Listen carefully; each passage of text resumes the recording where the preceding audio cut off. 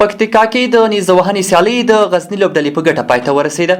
دا چې نېزه وهنه یوه تاریخي او دودیزه لوبه ده، خو په دې ورستیو کلونو کې د جګړې له امله د یادې لوبو لوبغالي ساړه وه. خو په هېواد کې د امن په راتګ سره دغې لوبې بیا ځل ګڼ شمېر مینوال پیدا کړي او د مینوالو لپاره یې لوبغالي پر دې لوبو رنګین کړل. تازه تېره ورځ د پکتيکا په مرکز کرنه کې د اولمپیک کمیټې له لوري د پکتيکا په شمول د 6 ولایتونو د نېزه وهنې د لوبډلو ترمنځ د نېزه وهنې درېیم پړاو سیالۍ د غزني ولایت د نېزه وهنې لوبډلې په ګټه پای ته ورسېده. په یاده سیالۍ کې د پکتيکا سربیره د پکتیا، خوست، غزني، میدان وردګ او زابل ولایتونو د نېزه وهنې لوبډلو ګډون کړی و. مونږه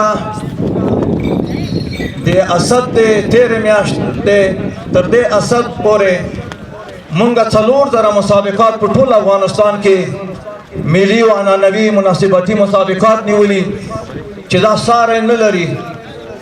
دا په ټولې نړۍ کې که تقسیم کې د افغانستان کلرته لوبې په ټولې نړۍ کې نه دي شوي لکه صرف په یو کال کې چې په افغانستان کې دغه لوبې ترسره شوي.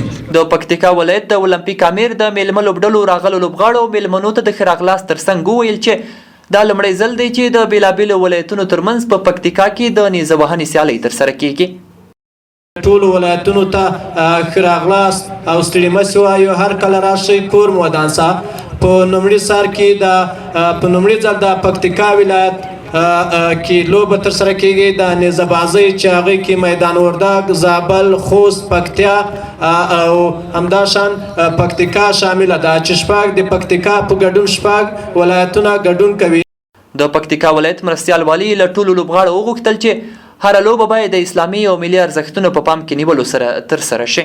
هغه آسان چې واقعا په هغه کې نیت دا وي چې زه نېزه بازي کوم، نیت دا وي چې زه اس ساتم، نیت دا وي چې زه دغه خدمت کوم، د دې لپاره کوم که آینده کې د کفارو په مقابل د اسلامي نظام د دشمنانو په مقابل او همدغه شانتې د وطن د دشمنانو په مقابل کې موقعه پیدا سي، زه په دغه اسانو باندې جهاد کوم.